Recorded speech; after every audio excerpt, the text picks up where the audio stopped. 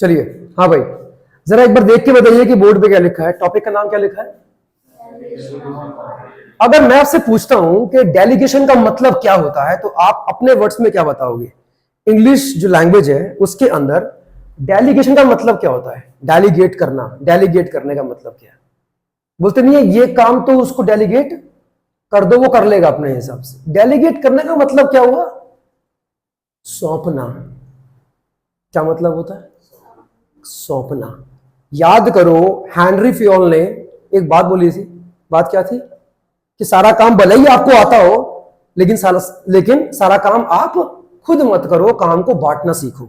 इससे क्या होता, वर्कलोड कम होता और काम में भी क्या आता, परफेक्शन आता। नहीं ऐसा, तो ये वर्ड भी कुछ कहीं ना कहीं वहीं से बना है, डेलीगेशन ऑफ अथॉरिटी।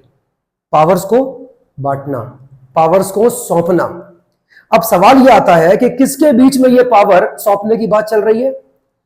एक सुपीरियर मतलब एक बॉस अपने नीचे काम करने वाले, जिसका नाम क्या होता है, सबऑर्डिनेट।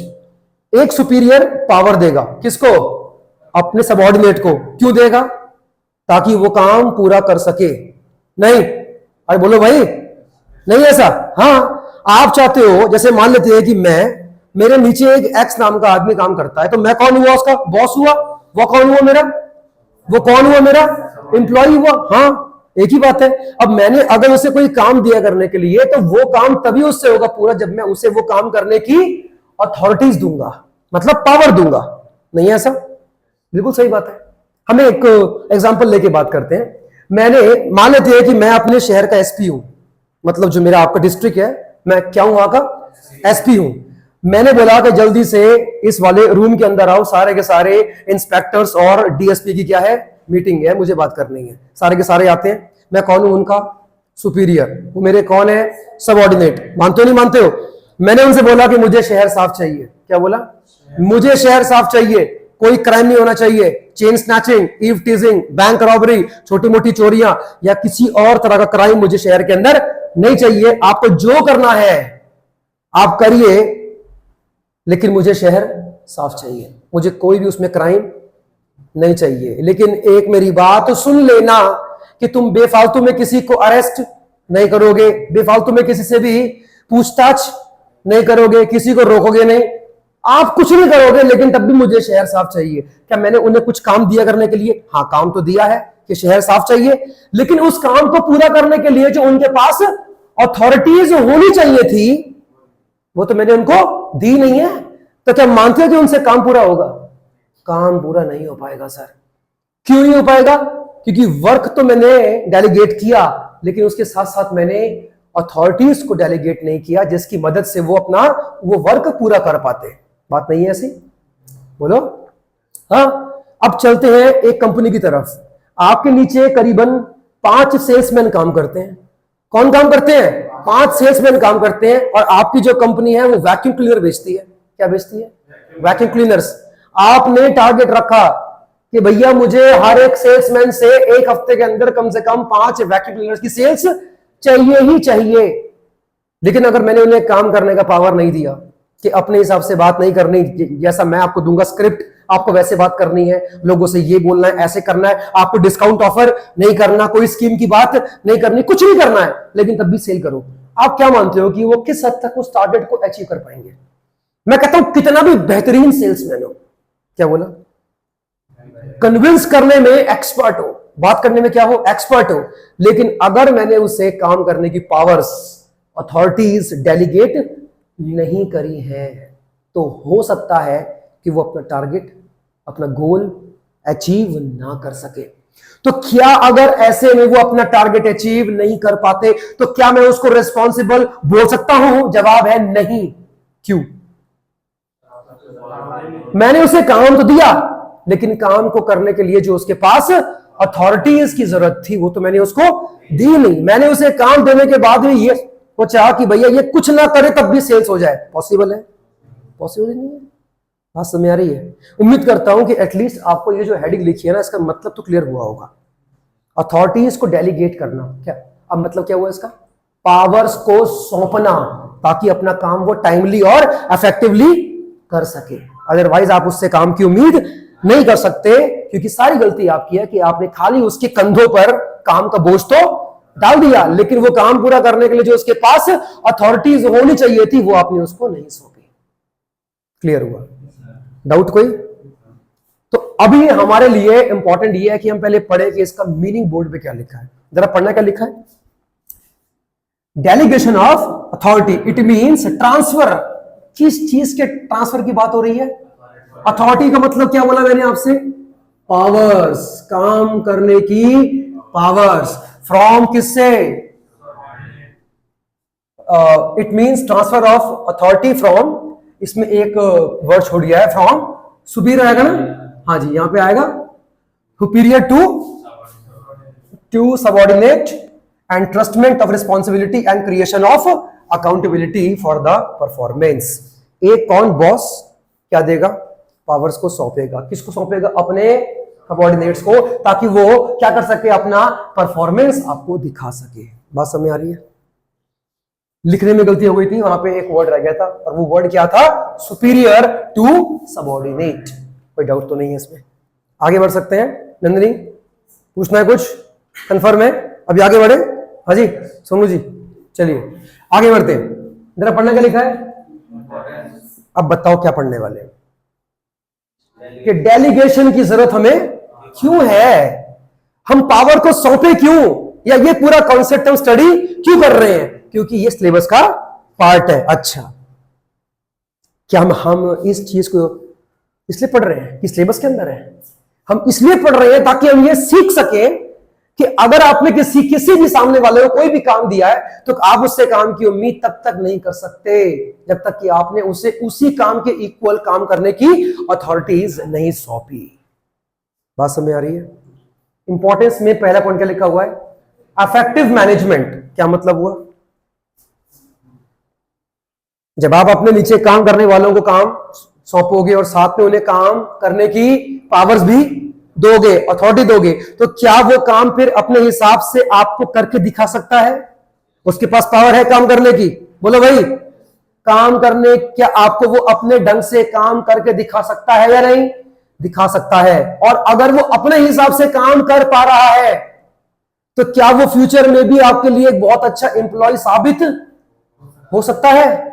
क्योंकि अब वो चीजें नहीं कर रहा जो आपने बोली। वो काम तो कर रहा है लेकिन अपने हिसाब से कर रहा है। आपको सिर्फ किस बात से मतलब है? काम से मतलब है कि मुझे काम चाहिए। अब तू चाहे वो काम कैसे भी कर, मुझे उससे मतलब नहीं है। तो इससे क्या होगा?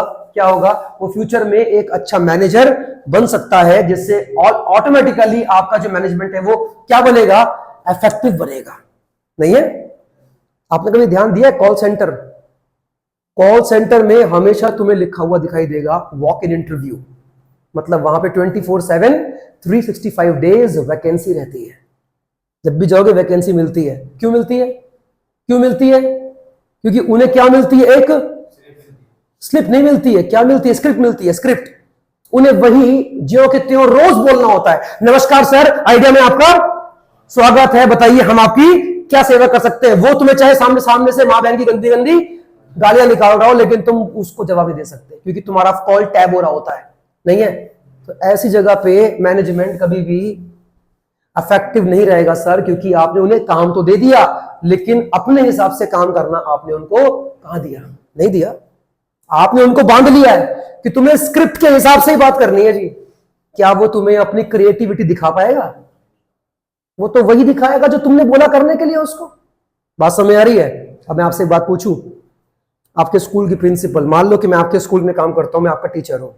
आपके स्कूल की प्रिंसिपल अगर मुझसे बोले कि सर आपको डेली प्लान के हिसाब से बच्चों को पढ़ाना है। क्या बोला?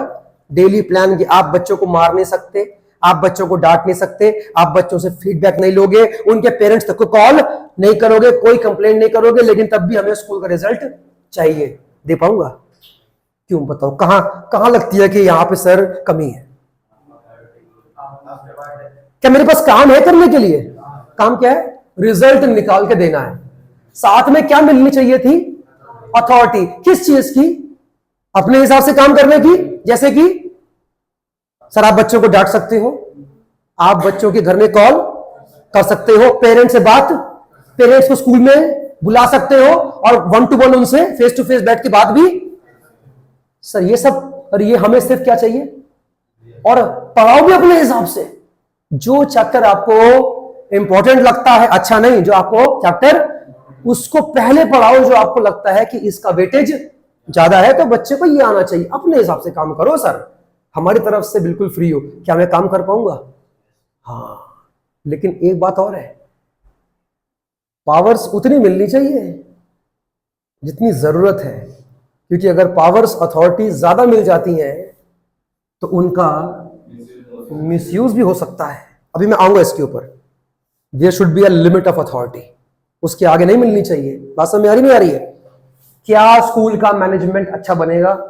हाँ सर, क्योंकि वो टीचर अब अपने हिसाब से काम कर पा रहा है, तो अब आप उसकी भी क्रिएटिविटी देख पाओगे कि वो बच्चों को कैसे पढ़ाता है, टैकल कैसे करता है। बात समझ आ रही है? नेक्स्ट क्या पढ़ा है, पढ़ो क्या लिखा है? Employ development. वही बात आ गई, बात वही आ गई, क्योंकि आपने उन्हें काम करने की अथॉरिटी दी है तो वो काम भी आपको अपने तरीके से करके दिखाएंगे। इससे क्या होगा, उनका भी क्या होगा, डेवलपमेंट होगा ना सर, क्योंकि वो अपनी क्रिएटिविटी आपको दिखा रहे हैं। आपने उनसे क्या बोला, हमें सिर्फ किससे मतलब है, काम से मतलब है। आप कैसे करते हो वो आपका हेडेक है, तो क्या वो अपनी स्किल का यूज करेगा आपकी बार? हाँ करेगा। और जब अपनी स्किल का यूज करेगा तो क्या होगा, ऑटोमेटिकली उसी का डेवलपमेंट होगा ना यार। और उसका डेवलपमेंट का मतलब है मैनेजमेंट का डेवलपमेंट, नहीं है? बोलो भाई। नेक्स्ट पढ़ना क्या लिखा है? Motivation of employees. कैसे? अब तुमने उन्हें अपने हिसाब से काम करना दिया है तो ऑटोमेटिकली वो अंदर से क्या रहेंगे, हमेशा मोटिवेटेड। क्यों रहेंगे? क्योंकि उनको ये बात मालूम है कि हमें रट्टी रटाई चीज नहीं करनी है, हम अपने हिसाब से काम कर सकते हैं। तो उनका मोटिवेशन 7वें आसमान पे होगा, या फिर दब के काम करेंगे बेचारे। 7वें आसमान पे हौसले बुलंद हो जाएंगे बिल्कुल, क्योंकि अब हम अपने हिसाब से काम कर सकते हैं, पावर्स हमारे हाथ में है। नहीं है ऐसा? बोलो भाई। क्यों मैंने बोला आपसे कॉल सेंटर के अंदर जो लोग हैं काम छोड़ के भाग जाते हैं, क्योंकि वहां पे दे आर नॉट मोटिवेटेड। कहां से हुआ? जब आपको रोज वही चीज बोलनी है जो लिखी हुई है, नमस्कार सर, अड्डे में आपका स्वागत है, वो गंदी गंदी गालियां निकाल रहा है, ये मैंने अभी टॉक टाइम भरवाया था, तेरी ये तेरी वो, सॉरी सर। अबे क्या है, कोई काम है? सोचने वाली चीज है यार। आप कभी आप ध्यान है, अभी तो आप बच्चे हो, 12th के बाद देखना, आप लोग कभी जाओगे ना कहीं पे जॉब के लिए, हमेशा लिखा होगा वॉक इन इंटरव्यू। इसका मतलब क्या है? हमेशा क्या है वहां पे? हमेशा वैकेंसी है, वहां आदमी टिक कर काम ही नहीं करता। क्योंकि क्योंकि क्योंकि क्योंकि मोटिवेशन ही नहीं है। नहीं, मैं टीम का कैप्टन हूं। कौन हूं? कैप्टन हूं। मैंने बोला ओ विराट कोहली इधर आया, हाँ जी। मैंने कहा सेकंड डाउन तुम जाओगे बैटिंग पे। क्या बोला? सेकंड डाउन तुम जाओगे बैटिंग पे। उसने बोला ओके। मैंने कहा लेकिन बैटिंग ऐसे नहीं, ऐसे करना, स्टार्टिंग में डिफेंसिव खेलना, उसके बाद आपका अटैक करना, और शॉट ज्यादातर यहां मारना, फिर वहां मारना स्ट्रेट का, और लेग का मारना ही मत। कहने का मतलब खेल पाएगा वो? बोलेगा तुम्हारी ऐसी की तैसी, मैं टीम छोड़ के जा रहा हूं। क्या है वे? क्यों? लेकिन मोटिवेशन कब आएगा उसके अंदर? कैसे खेलना है अपना नेचुरल गेम खेल। कैसे खेल? वैसे खेलना है। क्या होगा? मोटिवेट। अगर तुमने ये कह दिया ना उसको, ये तो होगा ही होगा, साथ में होगा उसका, बिल्कुल होगा। क्या पता कि वो इस बीच में अब नए नए शॉट्स भी खेलना सीख जाए जो आज तक उसने कभी खेले ही नहीं थे।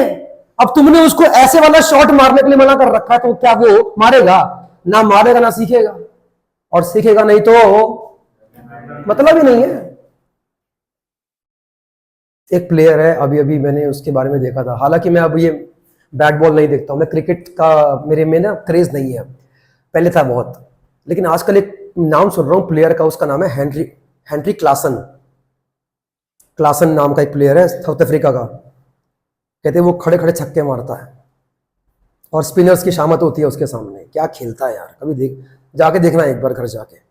मतलब मैच चाहे फंसा हुआ है, बैट्समैन को टिक के खेलना है, लेकिन वो टिक के नहीं खेलेगा, वो शॉट ही मारेगा। और कैप्टन क्या बोलता है उससे? प्ले योर नेचुरल गेम, क्योंकि उसको मालूम है कि अगर मैंने इसको ये बोल दिया टिक के खेल तो ये आउट हो जाएगा। क्या बोला? तो एम्प्लॉय को अपने हिसाब से काम करने दो, जैसा वो चाहता है। कुछ हद तक उसको फ्रीडम काम करने की मिलनी चाहिए, अदरवाइज वो हमेशा हिम्मत हार जाएगा काम करने में। बात समझ आ रही नहीं आ रही है? अभी आगे बढ़ सकते हैं, ठीक है। नेक्स्ट पढ़ना, क्या लिखा है? मतलब क्या है इसका? Facilitation of growth. आपकी संस्था आगे बढ़ेगी, आपकी कंपनी या जो भी आप रन करते हो वो आगे बढ़ेगा। कैसे आगे बढ़ेगा बताओ?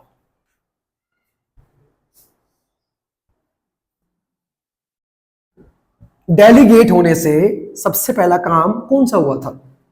आपका मैनेजमेंट इफेक्टिव बन गया था। उसके बाद क्या हुआ था?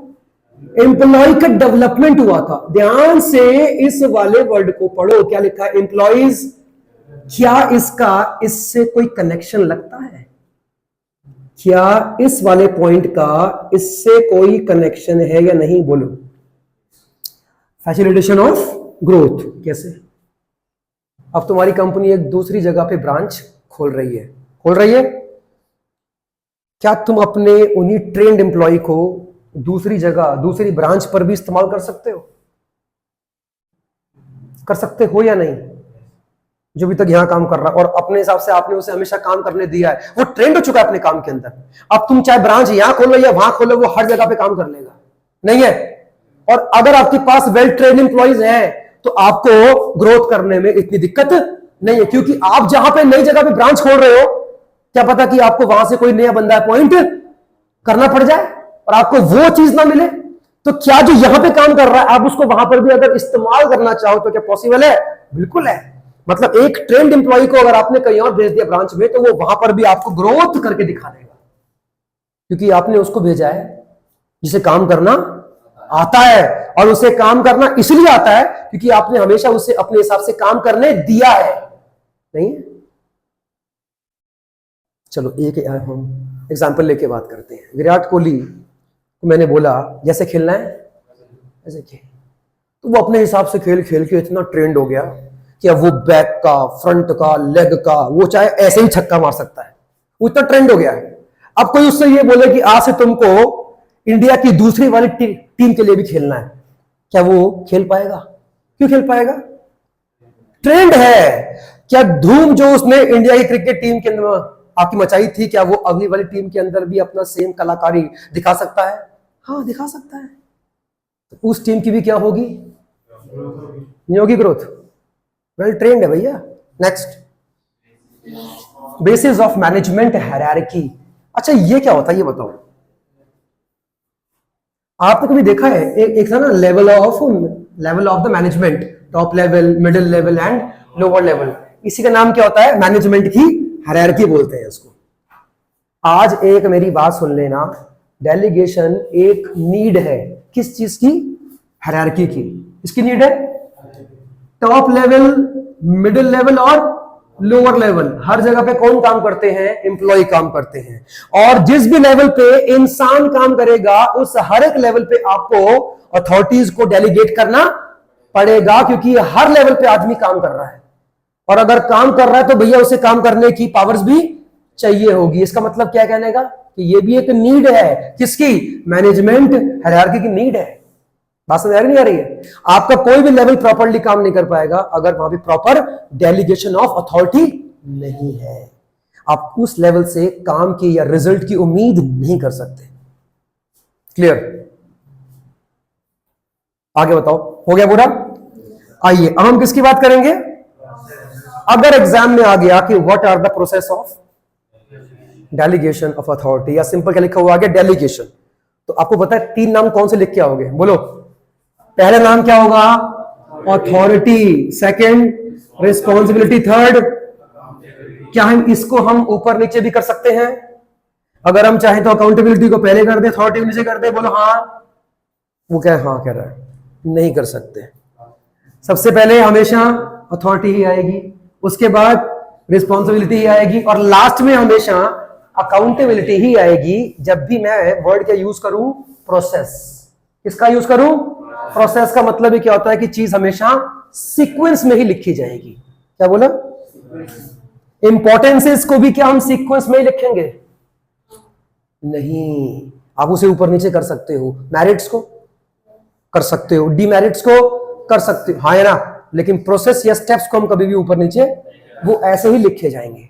तो बताओ, आप हमेशा डेलीगेशन के अंदर सबसे पहला काम कौन सा करते हो? अथॉरिटीज को सौंपते हो, डेलीगेट करते हो। क्या बोला? अथॉरिटीज को। हमेशा एक बॉस किसको पावर देगा? अपने सबऑर्डिनेट को। फिर से बोलो, अथॉरिटी हमेशा चलनी स्टार्ट कहां से होती है? बॉस से। बॉस का मतलब है सुपीरियर। अच्छा, कहां जाएगी? एम्प्लॉय के पास, मतलब सबऑर्डिनेट के पास। इसका मतलब क्या हुआ? Authority is always travels from top to bottom. Authority हमेशा ऊपर से नीचे की तरफ आती है। क्लियर नहीं हो रहा? क्या ये पॉसिबल है? ये बोलो सर मैं आपको अथॉरिटी देता हूं। अबे कमाल करता है यार, तेरे को अथॉरिटी मिली से तू देगा उसको अथॉरिटी? ये तो वो वाली बात हो गई। गॉड को मानते हो? भगवान कुछ मानते हो? वो हमसे ऊंचा है या हम उससे ऊंचे हैं? वो हमसे ऊंचा है, लेकिन इंसान मानता नहीं है ये चीज। अपने कामों से दिखाता है कि गॉड तो कोई नहीं है, मैं ही गॉड हूं, ऐसी की तैसी में जाए सारे। पॉसिबल है? अगर ये सच है ना, तो एक बार अपने सर के बाल दिखा दे गिन के, इतने हैं, मान जाएंगे तेरे को। ऐसा नहीं है, इंसान की वही फितरत है। गॉड तुम क्या हो? हम सब कुछ, देखो धरती पे हमने इतना कुछ बना दिया। अबे धरती किसने बनाई? धरती ना होती तो क्या तू होता? और तू ना होता तो क्या ये बस ट्रेन होती? कुछ भी ना होता। तो कहीं ना कहीं इंसान की ये क्या है? फितरत है कि गॉड से नीचे है, फिर भी उससे हम अपने आप को ऊंचा ही समझते हैं। एनीवेज, कोई औकात तो है नहीं इंसान की। अभी आगे बढ़ सकते हैं? बोलो भाई। सबसे पहले क्या होगा? अथॉरिटीज सौंपी जाएंगी। अथॉरिटी सौंपने के बाद किस चीज की उम्मीद कर सकते हो? कि वो अपनी जिम्मेदारियों को निभाए। और अगर उसके ऊपर जिम्मेदारी है तो उसे ऑटोमेटिकली तुम्हें क्या करना पड़ेगा? वो तुम्हें जवाब देगा। इसका मतलब होता है जवाबदेही। आंसरेबल है वो तुम्हें कि काम हुआ या नहीं हुआ। अच्छा एक बात बताओ, ये तो क्लियर हो गया होगा। इसका मतलब क्या होता है? What is responsibility? ये क्या होता है? जिम्मेदारी। और जिम्मेदारी मतलब रिस्पॉन्सिबिलिटी। अबे गधों, मैं इसका सही मतलब पूछ रहा हूं। जिम्मेदारी का मतलब क्या होता है? लिखा है क्या? जरा पढ़ना। Obligation of a subordinate to obey the superior और बॉस। मतलब क्या हुआ? एक सबऑर्डिनेट का क्या है? ऑब्लिगेशन है। क्या है? मतलब क्या होता है? इसका करना पड़ेगा। क्या करना पड़ेगा? काम करना पड़ेगा। जो आपको बॉस ने बोला है वो आपको करना पड़ेगा। ये आपकी रिस्पॉन्सिबिलिटी है। और रिस्पॉन्सिबिलिटी तब तक नहीं बन सकती जब तक उस काम को करने की आपके पास अथॉरिटी नहीं है। रिपीट करिए, मैंने क्या बोला?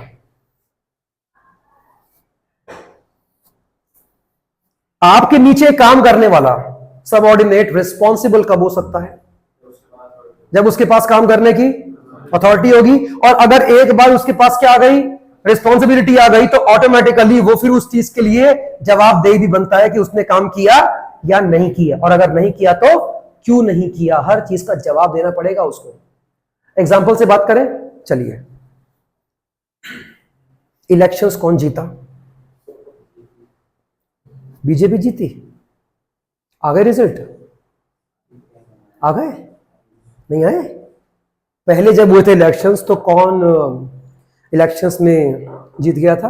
भाजपा। बीजेपी मानते हो? क्या बीजेपी के पास काम करने की अथॉरिटीज हैं? और अथॉरिटी अगर आई है उनके पास काम करने की, तो फिर क्या आई होगी?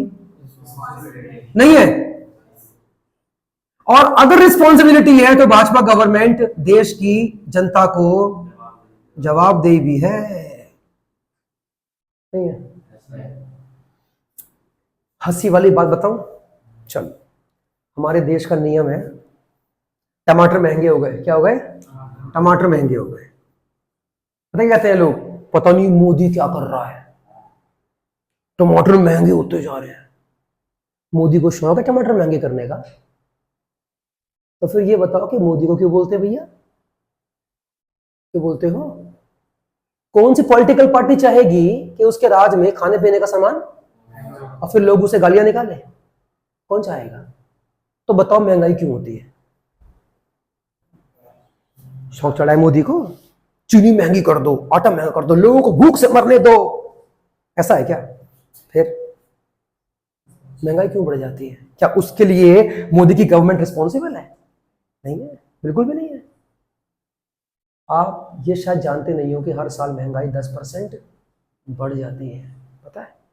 आपकी स्कूल की फीस हर साल बढ़ जाती है। अगर रेंट में रहते हो तो रेंट हर साल बढ़ जाता है, नहीं है? जो चीज़ पिछले साल 2 रुपए की थी वो अगले साल 2 की नहीं मिलेगी, 2.5 की मिलेगी या 3 की मिलेगी, लेकिन ये पक्का कि महंगी मिलेगी पहले से। क्यों होता है ऐसा? क्योंकि आरबीआई की रिपोर्ट्स के हिसाब से क्या है, inflation rises by 10% every year. और मैं नहीं कह रहा, ये आरबीआई की रिपोर्ट्स कहती हैं। कितना बोला? महंगाई क्यों बढ़ती है भैया? क्योंकि हर चीज की डिमांड बढ़ रही है। डिमांड क्यों बढ़ रही है? क्योंकि लोगों के पास पैसा है, और जब पैसा आता है ना तो क्या होता है, हर चीज की डिमांड बढ़ जाती है। और डिमांड को कम करने के लिए बस एक ही रास्ता है, क्या? इन्फ्लेशन। ये मोदी की गवर्नमेंट नहीं है जो टमाटर चीनी महंगा कर रही है। इकोनॉमी अपने आप को एडजस्ट करने के लिए सामान महंगा कर देती है। हाँ, उनके हाथ में क्या है कि वो सामान सस्ता करने के लिए क्या दे सकते हैं? सब्सिडीज दे सकते हैं, नहीं है? दे सकते हैं, लेकिन गवर्नमेंट इससे अपने आप को बचाती है। क्यों? क्योंकि ये गवर्नमेंट के लिए फालतू खर्चा है। कौन सा खर्चा है? पढ़ा ना ये आपने इकोनॉमिक्स के अंदर, it's kind of a revenue expenditure, जिससे गवर्नमेंट को कुछ नहीं मिलता है। तो गवर्नमेंट ये चीज हमेशा इसमें देगी तुम्हें, लाइफ की बेसिक नीड्स पर देगी, जैसे कि गैस हो गई, बीज हो गए जो फार्मर्स के लिए आते हैं, इलेक्ट्रिसिटी हो गई जो फार्मिंग के अंदर होती है इस्तेमाल, उसमें देगी ना यार तुम्हें, हर चीज में दे देगी सब्सिडी। देश की जानते हो क्या आबादी है इस वक्त? We are around 142 crore plus. कहते हैं चाइना और इंडिया की आबादी को जोड़ दिया जाए तो पूरी दुनिया की आबादी का आधा है। दुनिया की आबादी 700 करोड़, कितनी? 7 बिलियन। कितना बोला? 7 बिलियन, जिसमें से 3.5 बिलियन तो सिर्फ इंडिया एंड चाइना की है। गट, चलो अच्छा है, किसी तो काम में अच्छे हैं हम लोग। और सुनो, इसमें भी अब चाइना को हम पीछे कर चुके हैं, जानते हो? आबादी में हम क्या है? सबसे आगे। अचीवमेंट है, देखो, भले किसी भी काम में, बट स्टिल अचीवमेंट है। एनीवेज, ये क्लियर हुआ? सबसे पहले क्या आई थी, उसके बाद क्या आती है, उसके बाद क्या आएगी? अगर आपने किसी को अथॉरिटीज दे दी तो फिर आप उससे काम करने के लिए रिस्पॉन्सिबल बोल सकते हो, और अगर वो उस चीज के लिए रिस्पॉन्सिबल है तो आपको जवाब भी कौन देगा? वही आदमी देगा। बात समझ नहीं आ रही है? बोलो भाई। अच्छा, मान लो कि ये नहीं दी, क्या नहीं दी? अथॉरिटीज नहीं दी, क्या ये मांग सकते हो? तुम जिम्मेदार हो, खोलो खोलो, देखो जरा कौन है? कोई नहीं, लेकिन तब भी खोल दो, हो गया टाइम तो। बात समझ आ रही? मतलब अगर क्या दी आपने उसको तो ऑटोमेटिकली उसके ऊपर क्या बन जाएगी, और फिर उसके लिए वो आपको जवाब भी देगा। टीम का कैप्टन होता है, क्या उसके पास अपने हिसाब से टीम को चलाने की अथॉरिटी होती है? और अगर अथॉरिटी उसके पास है तो फिर टीम हारी या जीती उसके लिए जिम्मेदार भी वही है, जवाब भी वही देगा। अगर टीम हार क्यों रही है बार बार? क्यों भाई? शिप का जहाज देखा? शिप के अंदर वो देखा जो होता है कैप्टन, देखा है?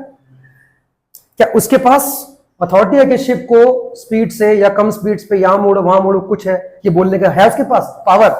क्या ड्राइवर्स उसकी बात मानेंगे? सारा क्रू मेंबर मानेगा?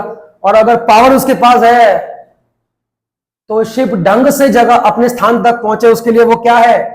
कौन? कैप्टन।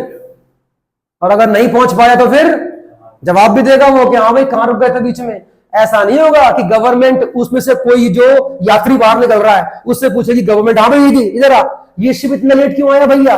अबे उसे क्या पता, वो खाली शिप के अंदर बैठा हुआ था, किससे पूछो? क्यों? वो बोलेगा हमसे क्यों पूछ रहे हो, आज तो लोग तो बाहर निकल रहे हैं मुझसे पूछ रहे हो। अबे तुझसे तो पूछेंगे। क्यों पूछेंगे? क्योंकि उसके पास अथॉरिटी है। टाइटैनिक जहाज के बारे में जानते हो? डूब गया था 1912 के अंदर, याद है? गलती किसकी थी पता है? कैप्टन की। ऐसा लोग कहते हैं। गलती किसकी थी? क्यों?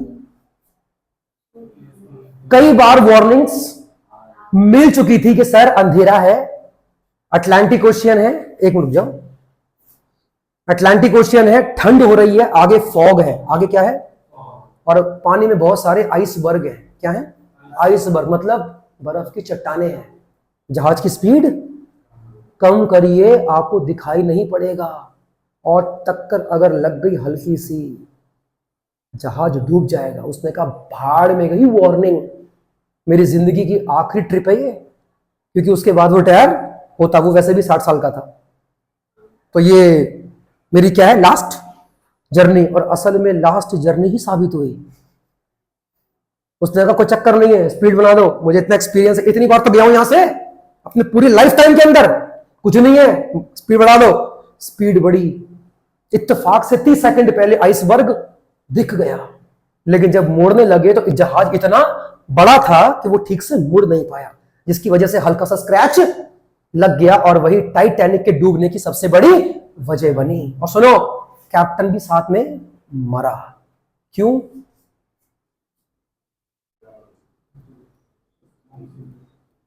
अगर बच जाता ना, बताओ क्या होता? जहाज डूब गया और वो बच गया, क्या होता? उसकी बाकी की जिंदगी जेल में बीतती। अच्छा हुआ मर गया। क्यों मरा? क्योंकि जहाज के डूबने के लिए वही रिस्पॉन्सिबल था। बात समझ आ रही है? अच्छा हुआ मर गया। मेरे पास ऐसी बहुत सारी कहानियां हैं, फिर कभी उसके बारे में हम बात करेंगे। यहां तक कोई डाउट है तो पूछ लीजिए। नहीं है? ठीक है। अथॉरिटी अगर आपने किसी को दी है तो वो हमेशा रिस्पॉन्सिबिलिटी के बराबर होनी चाहिए। क्यों? अगर अथॉरिटी क्या है, जिम्मेदारी कम दी है, लेकिन पावर आपने उसको, तो भैया वो पावर का मिसयूज करेगा। एग्जांपल लेते हैं, मैं कौन था? एसपी था मैं। कौन था मैं? एसपी था। मीटिंग बैठी हुई थी, मैंने कहा कुछ भी करो, किसी को भी गोली मारो, किसी का भी एनकाउंटर करो, किसी को भी छानबीन के लिए अपने पास बिठा लो, रातों रात किसी के भी घर में घुस जाओ, उठा के ले आओ, बस मुझे शहर साफ चाहिए। देखो पावर तो मैंने दिया काम करने की, लेकिन इस बार पावर कुछ ज्यादा नहीं हो गई। अब क्या होगा? क्या मतलब है मिस यूज का? अब जिस पे उनको शक होगा पूछताछ नहीं करेंगे, सीधा गोली मारेंगे। क्यों? सर ने बोला है कि एनकाउंटर कर सकते हो। नहीं है? गलती क्या उनकी है? आपने इतना पावर दिया ही क्यों? गलती आपकी है। आगे, अथॉरिटी अगर कम हो जाए और जिम्मेदारी ज्यादा हो जाए तो क्या होगा? काम पूरा ही नहीं हो पाएगा। इसलिए authority must always be equal to the responsibility. जितना चाहिए ना उस जिम्मेदारी को काम करने के लिए पावर, उतना ही दो। अपनी तरफ से एक्स्ट्रा ठूसो मत, अदरवाइज उसके रिजल्ट्स नेगेटिव ही मिलेंगे आपको, चाहे कम हो या ज्यादा। बात समझ आ रही है? और यही कहा था किसने? हेनरी फ्योल ने। क्या कहा था? हेनरी फ्योल ने। कुछ आया याद? कुछ उनका था कोई प्रिंसिपल था, है ना? सेंट्रलाइजेशन एंड डिसेंट्रलाइजेशन था कुछ, वो भी इसमें आएगा आगे, वो पढ़ेंगे। अब यहां तक अगर कोई डाउट है तो पूछिए। आपको पक्का बताओ? श्योर है तुम्हें? तुम? बाकी हम करेंगे बाद में। श्योर है? चलिए।